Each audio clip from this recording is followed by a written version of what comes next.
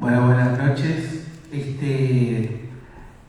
Iba a estar acá con nosotros Laura, pero como dije, como cuento en el libro, Laura vive ya hace hace algunos años en París, pero nos mandó saludos igual, de todas maneras, para estar presente de algún modo.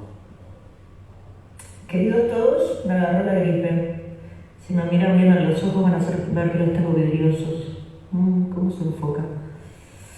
Bueno, por suerte me agarró en París, acá donde estoy viviendo ya hace unos cuantos años, lejos de todos los problemas mundanos que tienen ustedes ahora con el agua y esas cosas, y esperando a ver si aparece el responsable que se llevó la carta que me mandó Dylan.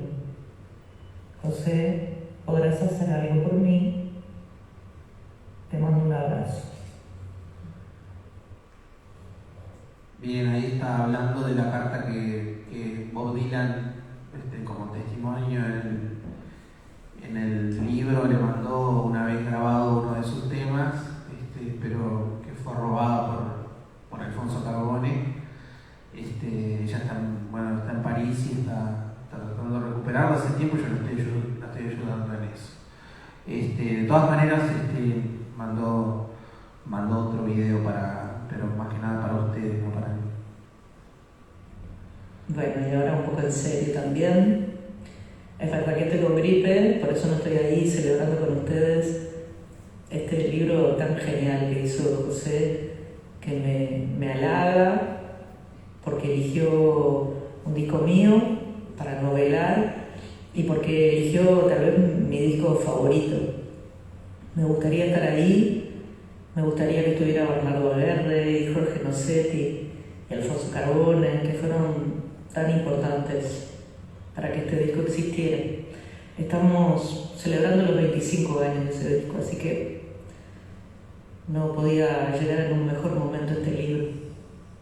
Gracias, José, te mando un abrazo grande y ya celebraremos cuando se vaya la fiebre. Bueno, muy bien. Ahora sí, hablando en serio, ahora nos quedó como el diablo puesto. Ahí está. Bueno, ahora como vos quieras, Gustavo. Hola, ¿se escucha? Bueno, íbamos a tener yo iba a ser un moderador nada más, ¿no? Ahora voy a hacer, antes iba a ser un diálogo entre Laura y él, y ahora va a ser entre él y él. Así que le voy a dar la palabra primero a él y después a él. ¿Está bien? Sí. Bueno, me alegró ver que se ha identificado, o sea, que se sabe ya fehacientemente que fue Alfonso, entonces. Sí, se sabe. A mí la novela no me quedó claro. No, se sabe. Bueno, vamos a empezar con lo que empezamos siempre, porque una cosa es ser originales y otra cosa es tratar de serlo. Y como yo no soy, no voy a tratar de serlo. Así que voy a empezar a preguntarle cómo empezó este proyecto, ¿verdad? Antes de que lo propusieras a nosotros. ¿Qué es lo que hay antes de tu propuesta del proyecto? Antes. Este disco lo escuché en mi adolescencia, igual de la misma manera que escuché a Laura en la adolescencia. Pero particularmente fue un disco que me gustó mucho porque era un disco de autora. Laura es esencialmente intérprete, pero este era un disco de autora, casi todos los temas son suyos. Y había algo que sonaba muy diferente a todos sus otros discos. Y el otro día, hablando con Ignacio Martínez, porque coincidimos en un evento donde él hablaba sobre sus libros, sobre el disco de Cabrera Fines, y yo hablaba sobre claro, el hecho de que este disco fuera grabado para Warner en Chile, me decía él, hace que suene mucho mejor que la mayoría de los discos que se grabaron acá en los 90. Entonces, claro, evidentemente el sonido que tiene este disco es casi de avanzada en ese sentido, no solamente por cuestiones técnicas, sino por los ritmos que en él aparecen, por ir del rock al pop, en una cantante que inició en ese camino, pero que después fue mutando, que pasó por el bolero, que pasó por interpretar canciones de Piaf, y demás, y que además es un disco que fue producido en Chile y que conserva, digamos, la tarjeta de presentación uruguaya. Entonces me interesaba mucho. Para llegar al libro, antes de todo eso, hubo algunas arrimadas de Bochino. A mí la colección me gusta mucho, quiero que lo sepas. Y ya había intentado incursionar con otros discos de otros intérpretes, y me dijeron anda a cagar, hasta que di con Laura. Aclarar que lo que nos dijiste que éramos una colección corrupta y pecera, ¿cómo era? Sí, mainstream. Bueno, no, y di con Laura, estaba escribiendo una nota larga sobre los 40 años de Laura para el portal Granizo de Mauricio Rodríguez. Y pensé, dije, Pasajeros Permanentes es un disco muy interesante para aparecer en la colección, y lo propuse, y ahí llegamos. Fue una muy buena idea por varias razones, ¿no?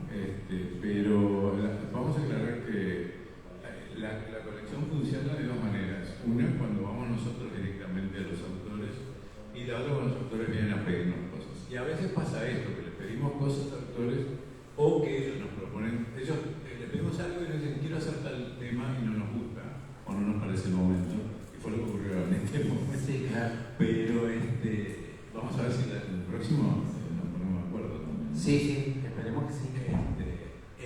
Ahora, fue muy oportuno esto porque yo creo que, si bien la colección, no sé si ustedes saben algo sobre la colección, que se propone darle mucha libertad a los autores, ¿no? Entonces, pueden elegir el formato que se les ocurra, pero siempre hablando de todas las canciones del disco, ¿verdad? Yo creo que este libro es el híbrido más perfecto de esa libertad y de esa contrición, o de ese limitarse a el formato que le pedimos. No el formato, sino el mínimo indispensable que le pedimos. Por ejemplo, esta es una ficción, pero al mismo tiempo es un libro periodístico, es un libro que también dice cosas, cita fuentes, ¿verdad? Estoy hablando además de la autoridad esa que aparece en el libro, ese tal José Arenas. Sí, claro. Que es la autoridad principal, ¿no? Sí. Eso es lo que dicen. Es un personaje bastante polémico en algunos aspectos, pero además de esa autoridad aparecen otras, reales, ¿no? Verdaderos expertos en el tema. Él también lo es, pero no es la misma persona que aparece en la novela. No, claro. No, la del libro está mejor mentalmente que yo. Está mejor, es una persona, creo que moralmente más digna. Sí, es más digna. Es más honesto. Sí, todo mejor. Y tiene secretaria, cosa que vos no tenés. Sí, no, y le va mejor económicamente, todo. Claro. Todo lo que soñé lo pongo en mis libros, ya que no lo puedo lograr en la vida. Claro, y después esa idea de la ficción lo que hace es retornar al periodismo mediante la ficción misma, porque la persona que lleva la voz cantante de la narración, o la persona que está haciendo la búsqueda, es un periodista. Entonces se informa, entrevista a gente, etc. A la única que no puede entrevistar, como la propia Laura lo dijo, por estar en París, es a Laura Canot. Porque, ¿cómo fue que la llevó por lo de Piaf? No, ella se va, en la novela ella se va por diferentes cosas, y yo rastreo, o el personaje rastrea, el protagonista rastrea en sus canciones las diferentes conexiones con París, y se ve que a lo largo de su discografía, en las autorías que ella ha ido incursionando en diferentes discos, siempre aparece París mencionado. Después aparece su protagonismo en la obra de Pam James que se hizo sobre la vida de Edith Piaf. Ella graba temas en francés, Entonces deriva en que me interesó esa cuestión de... Y además alimentar ese mito de diva viviendo en París, allá a lo lejos, cantando en teatros parisinos y todo eso me gustaba hacerlo. Y eso que vos decías, lo del trabajo periodístico, yo no sé si te acordás en el proceso de... Esto yo lo dije en algún lado. En el proceso periodístico, yo lo que le dije a Gustavo fue, bueno, me va a llevar mucho tiempo terminar este libro porque yo quiero hacer lo mismo que hizo Mauricio Rodríguez con Brindis por Pierrot, que fue un trabajo periodístico. Y bueno, y Gustavo me planteó justamente lo que él dijo. No es esa la idea es que cada uno de los escritores con su impronta participe hablando de los discos. Entonces, bueno, la impronta que yo hice fue, con todas las horas de charla que tenía con Canora, con el material que había reunido, con las horas o con los momentos de charla que tuve con la gente, los músicos que la rodearon haciendo este disco y haciendo otros discos con ella, hacer el reverso del periodismo narrativo, digamos, ¿no? Hacer una narrativa periodística, ¿no? Un espejo, una cosa así. Sí, y eso... digamos, la consecuencia de eso es, como decíamos, un texto híbrido, ¿verdad? Sí. Y ese texto híbrido no deja de tirar información todo el tiempo. No, está en un papel bastante importante la biografía que hizo la hermana de Laura. Sí, hay un libro que es, entre todas las citas apócrifas que hay en el libro, hay un libro que es real, que se llama ¿Quién es esa mujer?, que es un libro que escribió Cristina Canoura, que es la hermana de Laura, que salió allá por el 2012. Yo compré ese libro y lo leí en el proceso investigativo y lo cito en algunos momentos. Pero digamos que la cita fundamental del libro son las horas de charla con Canoura acerca del disco. Y en eso sí se parece al libro de Mauricio, porque tuvo varias horas de conversación también con Jaime, ¿no? Una de las cosas que nos llama la atención de colecciones similares a esta es que hay mucho libro muy así promedio, digamos, ¿no? Hay mucho libro típicamente periodístico que no se distingue demasiado el uno del otro. Eso pasa muchas veces en una colección que a mí me gusta mucho, pero que tiene mucho de este relleno, que se llama 33 y un tercio, que es la inspiración de esta colección que tenemos acá. Por lo tanto, de entrada yo busqué voces. ¿Voces? ¿Qué quiere decir voces? Bueno, alguien que tenga una personalidad o una visión del mundo diferente, o que venga de un lugar ajeno a la literatura o al periodismo o a la música, pero que se enfrente con un fenómeno musical. Por ejemplo, este año vamos a tener el próximo libro, no sé, Martín, si lo podemos... ¿Está Martín por ahí?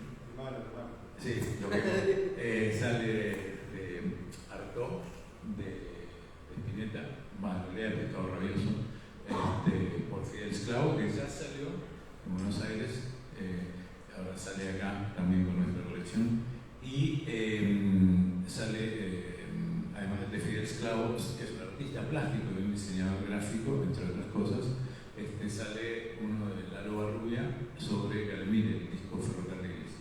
Y también lo que nos importa en estos dos casos es la voz, ¿verdad? No que sean los mejores periodistas del mundo, porque realmente no vamos a pedirles eso. Pero sí también juntan mucha información, además estuvieron ahí cuando había que estar, en el caso de Lalo, en el caso de Fidel es una obsesión que tiene con ese disco, también se ha leído todo y ha escuchado varias de las versiones en vivo, de modo que esa es la idea, ¿no? Para dar un contexto a esto que estamos diciendo, que no es, digamos, el caso de José no es único, siempre buscamos gente que tenga una voz personal, ¿verdad? Y que tenga una mirada que sea un poco oblicua, ¿no? Que no sea una mirada muy frontal, digamos. Sí, claro. En ese sentido, entonces, contanos un poquito más sobre cómo se te ocurrió toda esta ficción que podía haber incluso llegado a ofender a gente como Alfonso Carbone, ¿no? Sí, yo la verdad es que nunca pienso que la gente se vaya a ofender con las ficciones, pero me pasa. Más de lo que debería. Pero, no, se me ocurrió que el periodista en cuestión, protagonista de la obra, del libro que va llevando, digamos, la información y la trama, es chileno, porque el disco salió en Chile y el disco le fue muy bien en Chile, fue disco de oro, varios de sus temas estuvieron no me acuerdo, ahora ya no me acuerdo cómo se decía, el número 1 del ranking, no sé, bueno. Al sur de tu corazón, que es el tema central del disco, que fue el corte de difusión, también otro término que ya no existe, fue cortina de una novela importante de horario central de Chile, que eso también fue extraño porque Laura Canaura no es una cantante de blues, y el tema era un blues escrito por una uruguaya que fue, digamos, número 1 en Chile, lo cual era todo a contramano, digamos. Entonces me parecía que escribir sobre construir un personaje chileno que hubiera tenido una madre que sí hubiera escuchado ese disco cuando salió y que él tuviera un recuerdo de la infancia de ese disco, me parecía interesante que él se obsesionara con ese disco para escribir, digamos, un artículo sobre pasajeros permanentes. Ahí me parecía que había algo interesante. Sobre todo, teniendo presente que yo siempre, hablando de música, digo que todos tenemos una banda sonora de nuestra vida que a veces es involuntaria, digamos. Todos escuchamos una música durante nuestra niñez, nuestra adolescencia, que forma parte de nuestro ADN cuando vamos creciendo y que a lo mejor no es la música que nos gusta, pero que está en el inconsciente cuando recordamos una época o algo, porque era la moda, porque era la música que tu padre ponía todos los sábados cuando lavaba el auto, yo qué sé, una cosa de ese estilo. Entonces, este disco forma parte de ese ADN de este personaje que yo creé, que es Martín Vicuña, y forma parte de forma involuntaria. Su madre lo ponía, digamos, los sábados cuando limpiaba la casa. Lo ponía todo lo que da. Y se le fue quedando. Cuando crece, ese disco se resignifica y se resimboliza en su imaginario. Por eso me interesaba que él fuera tras ese disco, también incluso de una forma, por hacer un trabajo periodístico, no solamente por amor a la música o por amor al disco o por amor a una cuestión, por una cuestión de trabajo periodístico. Por eso hace una especie de recorrido detectivesco en las calles montevideanas, buscando pistas de Canaura y tratando de que alguien le dé a Canaura. Ahí hablé con Estela Magnone, que es una entrevista real, me parece. Nunca se va a saber qué es real y qué no en el libro, pero eso es una cuestión de que nunca se sabe qué es real y qué no en la vida incluso. Y claro, yo fui manejando todo de la forma que la ficción me lo iba requiriendo, ¿no? Entonces hablé de música un rato largo con Estela Magnone y después le agregué cuestiones un poco más ficcionales. Me gusta mucho, no solamente cuando hablo de música, poder agarrar algo que es real y manejarlo de la forma real que es y tratarlo con la rigurosidad que requiere y en un momento deformarlo y que termine en la estratosfera. Vayamos un poquito a la cuestión musical propiamente dicha, ¿no? Vos leyendo el libro te vas dando cuenta que es un disco que yo no tenía muy presente, que lo había escuchado en su momento, pero a diferencia de la mamá de este chico de Vicuña, no lo escuchaba todos los sábados. Entonces, no recordaba que tuviera tanto pop, ¿no? ¿Vos te acordabas de todo eso o fue analizando el disco que...? Bueno, me acordaba de las canciones, me acordaba de sus ritmos, pero digamos, la diferenciación con el resto de la discografía de Canaura la hice pensando en este libro, sí. me di cuenta de que era mucho más pop que el resto del resto de sus discos. Incluso que Mujeres como yo, que es el segundo trabajo que ella hizo en Chile con Warner, va para otro lado totalmente distinto, y lo hizo con la producción de Carbone, lo hizo Warner, el arreglador era otro, porque hay que destacar que los arregladores de este disco eran Bernardo Aguerre y Jorge Nocetti, que trabajaban con ella, que eran sus dos guitarristas, pero después Mujeres como yo ya va para otro lado, y no me acuerdo, el arreglador es alguien chileno que casi ella no tiene poder, acá sí, ella mete mano, todos discuten. En Mujeres como yo ella llega y ya casi están más las instrumentaciones y todo. No me acordaba que era tan pop, o sea, al lado de sus discos. De todas maneras, hoy me puse a escuchar de vuelta su beta compositiva y vi que, por ejemplo, había algunos temas muy pop en el disco anterior, que era Interior. Había algunos temas pop, pero tiene predominantemente el ritmo pop, que también es interesante porque a nivel latinoamericano en ese momento no había tantas mujeres que manejaran ese registro. ¿Sí? Es interesante también, además de que haya hecho esa versión de Dylan, ¿verdad?, de la que estábamos hablando antes, que creo que Alfonso tuvo que ver en la... Sí, Alfonso fue el que se la eligió. Digamos, Alfonso es un fanático de Bob Dylan, Alfonso Carbone, que es un productor fundamental de la música uruguaya.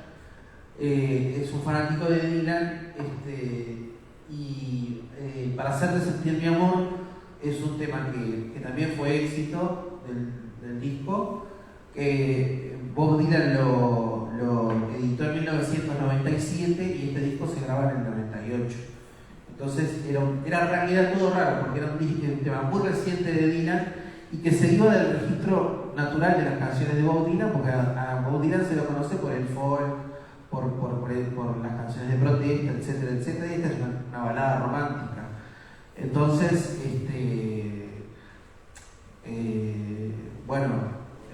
obviamente el que lo propuso fue Alfonso, la traducción la hicieron Alfonso y Laura, ahí en ese momento, la iban escuchando, y funcionó fenómeno, y es uno de los temas que tiene videoclip en el disco.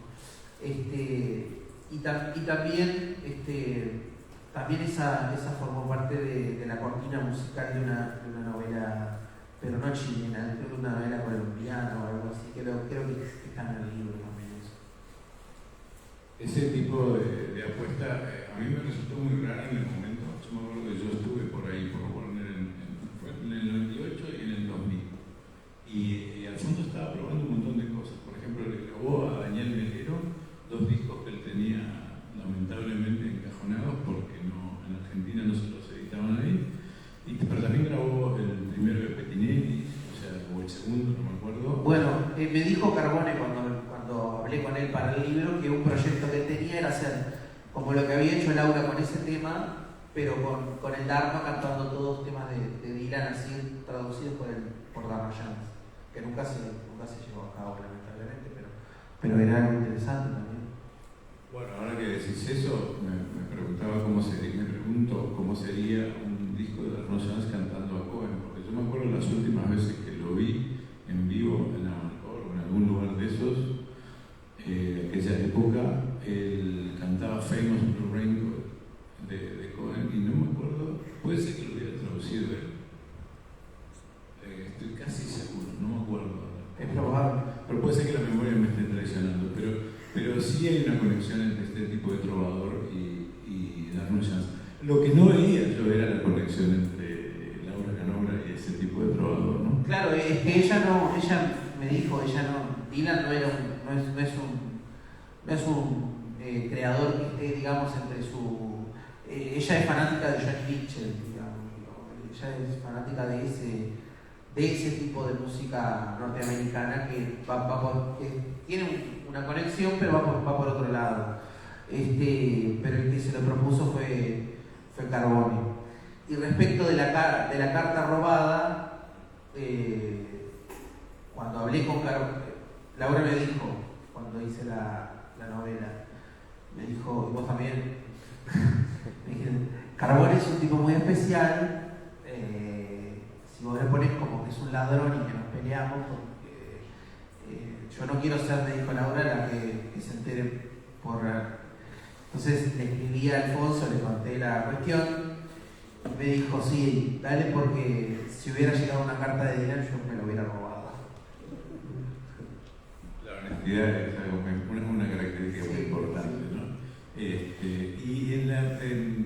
Yo que lo vi trabajar ahí en Warner, eso que decías antes de la calidad de la grabación es evidente, ¿verdad? Sí. O sea, no había en Uruguay en ese momento un estudio así. No, claro, de hecho lo hablábamos con Ignacio Martínez, y hablábamos de la diferencia, por ejemplo, entre el disco Fines, que de unos años antes nada más, tampoco es que...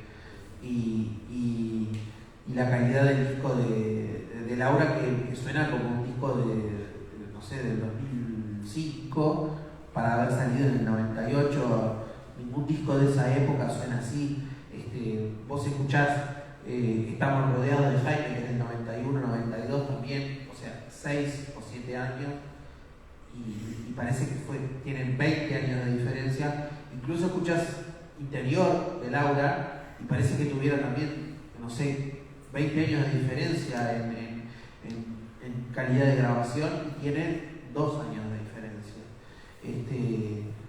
Me parece que a ese respecto el disco por eso funcionó también a nivel, la idea era esa justamente, lanzar el material de Laura a nivel de lo que era la región latinoamericana, ¿no? Que medio quedó ahí, porque empezaron a funcionar los temas, pero después, no sé, bueno, obviamente Carbone tenía una idea como de hacer una cuestión más de calidad, no solo por Laura, sino por los artistas chilenos de rock y demás que le venían, con Warner, que Warner en el momento le dijo, esto hay que vender. Entonces, bueno, claro, se fue quedando ahí. Sí, es una profesión un poco ingrata a veces esa, ¿no? La de producir para una multinacional. Sí, claro. Más allá de las ventajas que pueda tener profesionalmente. Pero una cosa que me gusta de tu libro, que lo habíamos conversado antes de que lo terminaras, es esa atención a aquellos tríos de mujeres, ¿verdad? Sí. Si nos podías decir un poquito más sobre eso. Bueno, esos tríos me parecían fundamentales en la historia de la música uruguaya y en la historia de Canoura. Sobre todo el trío Travesía, que no sé si lo recuerdan, que era Mariana Ingol primero, La Mañone y... Ripa. Sí, Flavia Ripa, pero antes había estado Mayra Hugo, exacto. Que sobre todo Travesía era un trío donde las 3 mujeres tocaban los instrumentos y hacían los arreglos vocales. O sea, hacían los arreglos instrumentales y vocales. Eso era como algo muy, muy, muy interesante. Además hacían canciones propias y hacían canciones de otra gente, hacían canciones de Cabrera, de Darroyan, compuestas especialmente para el trío. De María también. Después, ya con las 3, es otro cantar, cuando entra Laura a las 3, porque se trata de 3 solistas acompañadas por banda. Pero sobre todo, Travesía y las 3 me parecen un trabajo muy importante a nivel también de la música femenina, que en aquel momento no había otro grupo de mujeres, y además no habían casi solistas, no habían casi compositoras. Estaban Estela, Vera Sierra y no había muchas más, digamos. Bueno, estaban algunas composiciones de María de la Vega, pero ya nos vamos como a 30 años antes, digamos.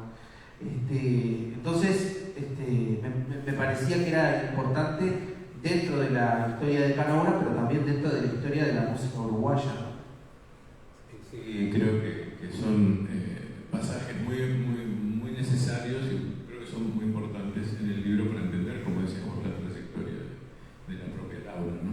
Y vos que tenés un conocimiento de la obra de ella, ¿no? ¿Qué pasa después, no? Porque este es un punto de inflexión de su carrera, ¿no? Porque pudieras hablar un poquito también de, vos ya hablaste un poco de la ruptura que significa con discos anteriores, a pesar de cierta conexión con el inmediatamente previo. Sí. ¿Se puede hablar un poquito de antes y después, ¿no? ¿Cómo es este disco, esa trayectoria? Bueno, en principio e Interior son quizá los dos primeros discos donde la que decide es ella, lo cual es importante dentro de la carrera, digamos. En el primer disco y en el segundo, que son Esa tristeza y Puedes oírme, el productor era Jaime Ross y medio que el que cortaba el bacalao era Jaime Ross, digamos.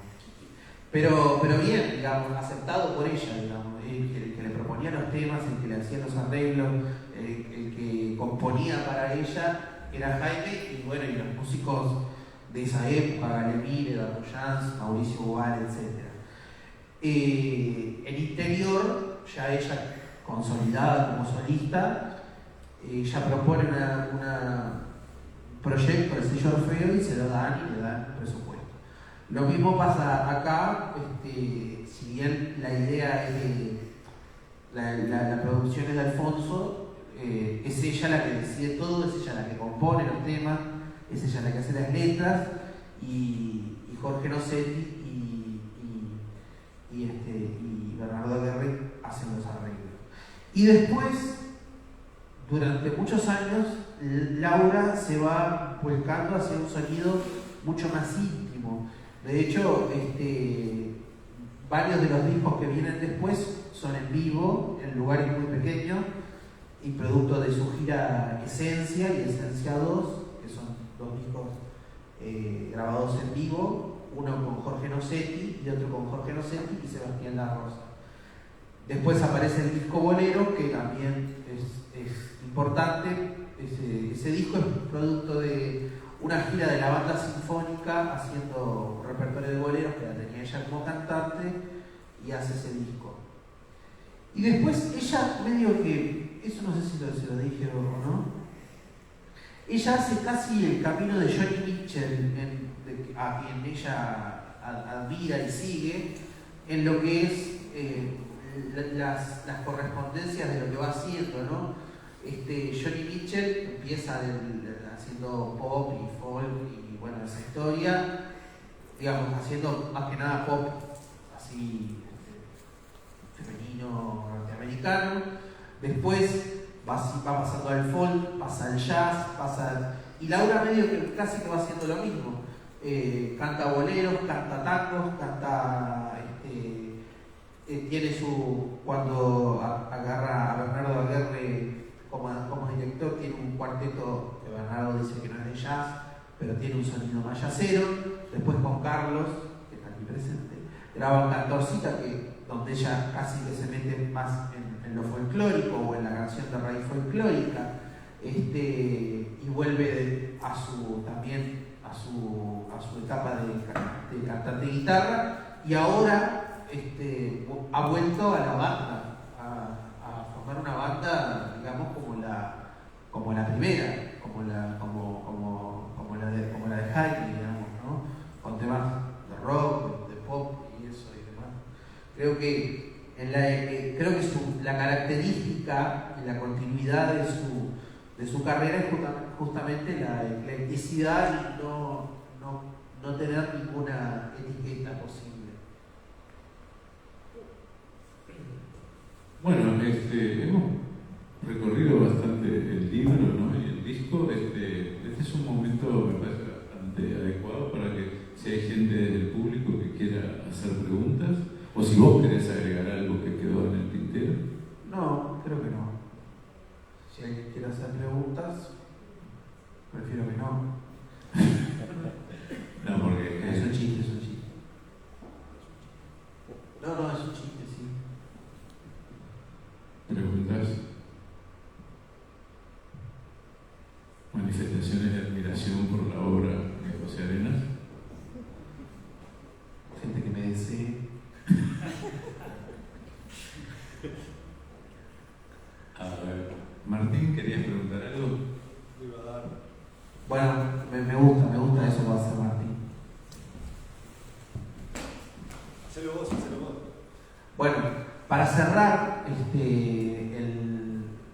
la presentación de hoy, además de agradecerle a la Alianza, de agradecerle a Lucía y a Williams que nos trataron lindo.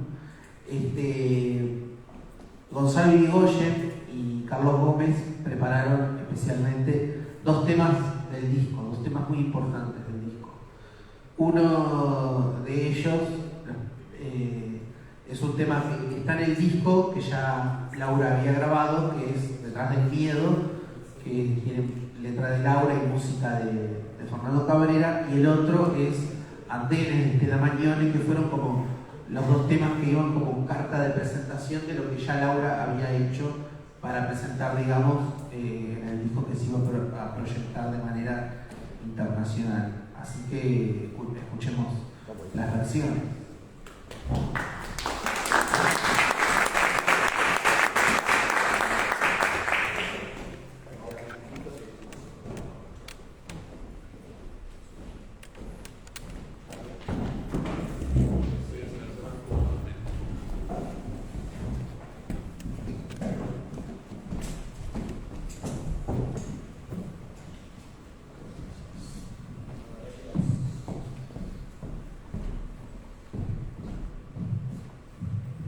Hola, hola. Bueno, gracias por la invitación. Con Carlos preparamos esos dos temas que mencionó José, que pareciera como un criterio de elección. En realidad los elegimos, los presentaste como si hubiéramos elegido con un criterio en ese sentido. En realidad los elegimos porque nos gustaron hacerlo, nos ganas de hacerlo. Por supuesto que hacer un tema de Laura con Laura correspondía. Así que empezamos con Detrás del Miedo.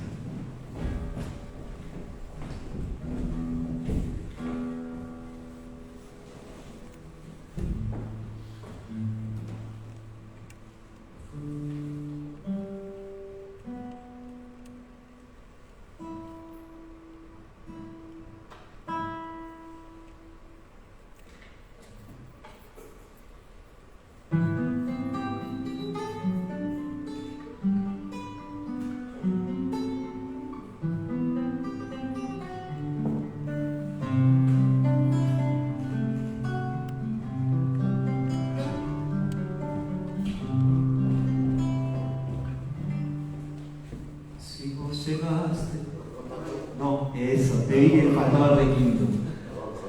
Lo vamos a hacer en otra tonalidad para llegar justamente para llegar.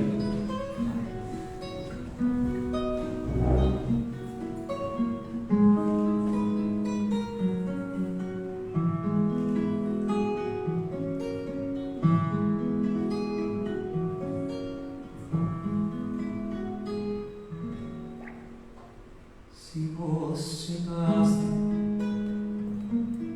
como un augurio,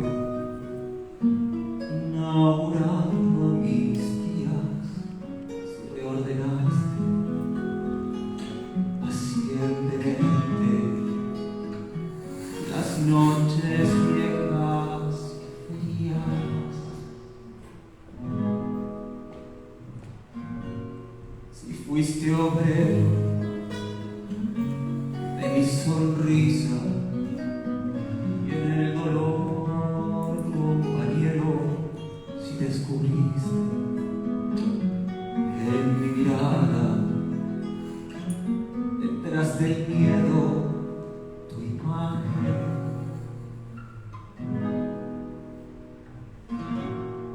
Y me dejaste el misterio de descifrar.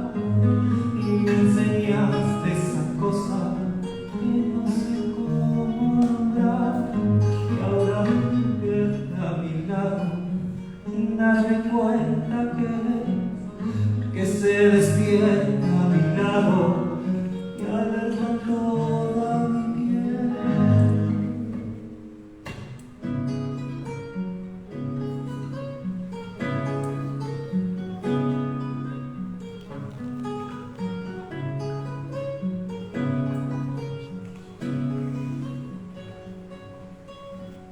Estoy dispuesta a no buscarle ni una razón ni un sentido que dar.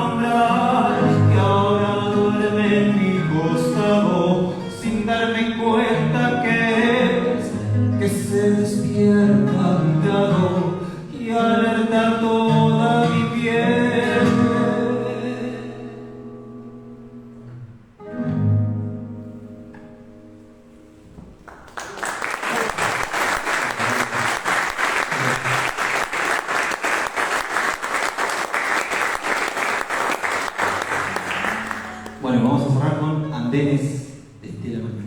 Muchas gracias.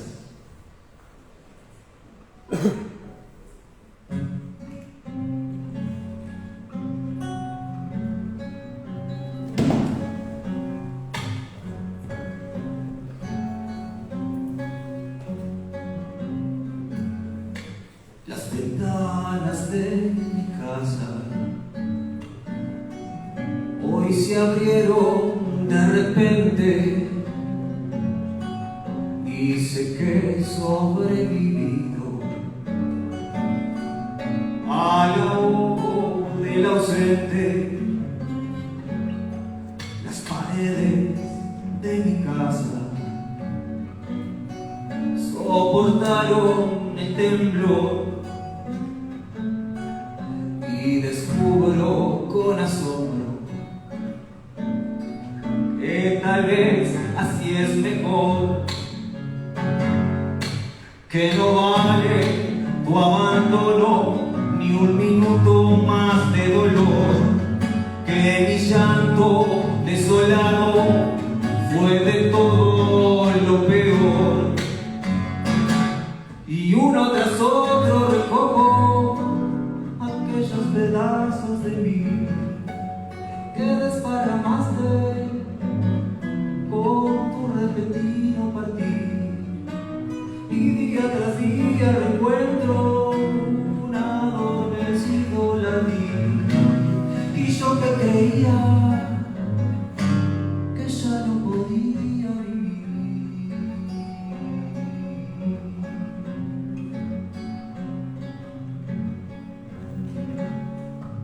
A pesar de ser culpable de mi noche más terrible, tengo que reconocerte algunas de las felices. Aprendí a querer contigo y a veces dio resultado. Hoy de todo lo vivido no me queda demasiado. Y uno tras otro recojo aquellos pedazos de mí que desparramaste con tu repentino partir. Y día tras día reencuentro un adormecido latir. Y yo que creía que ya no podía vivir. Y uno tras otro recojo aquellos pedazos de mí que desparramaste con tu repentino partir. Y día tras día reencuentro un adormecido latir. Y yo que creía que ya no podía vivir.